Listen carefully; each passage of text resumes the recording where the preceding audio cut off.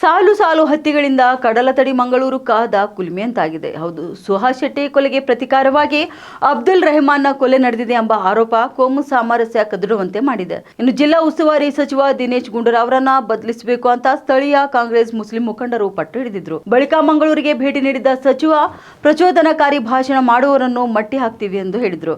ಇದೆಲ್ಲದರ ಮಧ್ಯೆ ಇದೀಗ ಆರ್ಎಸ್ಎಸ್ ಮುಖಂಡ ಕಲ್ಲಡ್ಕ ಪ್ರಭಾಕರ್ ಭಟ್ ಸೇರಿದಂತೆ 15 ಜನ ಹಿಂದೂ ಸಂಘಟನೆ ಕಾರ್ಯಕರ್ತರ ವಿರುದ್ಧ ಎಫ್ಐಆರ್ ದಾಖಲಾಗಿದೆ. ಸುಹಾಸ್ ಶೆಟ್ಟಿ ಶ್ರದ್ಧಾಂಜಲಿ ಕಾರ್ಯಕ್ರಮದಲ್ಲಿ ಪ್ರಚೋದನಾತ್ಮಕವಾಗಿ ಹೇಳಿಕೆ ನೀಡಿದ ಆರೋಪದಡಿ ಆರ್ಎಸ್ಎಸ್ ಮುಖಂಡ ಕಲ್ಲಡ್ಕ ಪ್ರಭಾಕರ್ ಭಟ್ ಮೇಲೆ ದಕ್ಷಿಣ ಕನ್ನಡ ಜಿಲ್ಲೆ ಬಂಟ್ವಾಳ ಗ್ರಾಮಾಂತರ ಪೊಲೀಸ್ ಠಾಣೆಯಲ್ಲಿ ಎಫ್ಐಆರ್ ದಾಖಲಾಗಿದೆ. ಇನ್ನು ಮೇ 12ರಂದು ಬಂಟ್ವಾಳದ ಕಾವಲ್ಪಡೂರ್ ಗ್ರಾಮದ ಮದುವೆ ಪ್ಯಾಲೇಸ್ ಹಾಲ್ನಲ್ಲಿ ಸುಹಾಸ್ ಶೆಟ್ಟಿ ಶ್ರದ್ಧಾಂಜಲಿ ಕಾರ್ಯಕ್ರಮ ನಡೆದಿತು. ಈ ವೇಳೆ ಸಮಾಜದ ಸ್ವಾಸ್ಥ್ಯ ಕೆಡುವುದು ಮತ್ತು ಗುಂಪುಗಳ ನಡುವೆ ದ್ವೇಷ ಬಿತ್ತುವಂತೆ ಕಲ್ಲಡ್ಕ ಪ್ರಭಾಕರ್ ಭಟ್ ಪ್ರಚೋದನಕಾರಿ ಹೇಳಿಕೆ ನೀಡಿರುವ ಆರೋಪ ಕೇಳಿ ಬಂದಿದೆ. ಹೀಗಾಗಿ ಬಿಎನ್ಎಸ್ 353 ಅಡಿ ಪ್ರಕರಣದಡಿ ಎಫ್ಐಆರ್ ಕೂಡ ದಾಖಲಾಗಿದೆ.